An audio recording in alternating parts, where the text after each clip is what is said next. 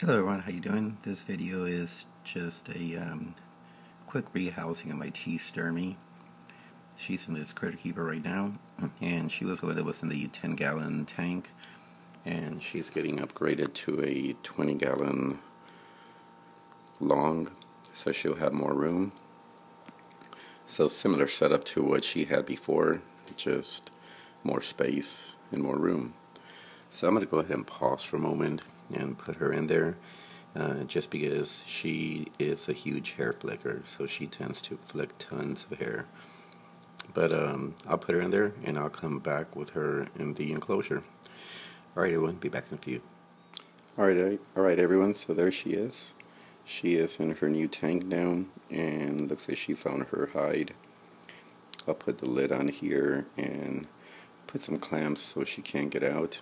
Water dish in there, and she's climbing up there, so I'll get her close up here, and basically she has a lot more room to roam around now.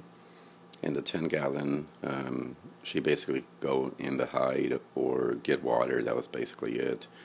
So when I would put crickets in there, they would basically all go into the hide, and she would just get them there. So this will give her a little bit of room to have to chase them down and get some exercise and move around.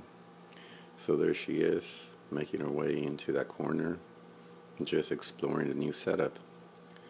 Alright everyone, that's stirmi, the Burgundy Goliath bird eater, in her new 20-gallon long setup. One last shot of her up close.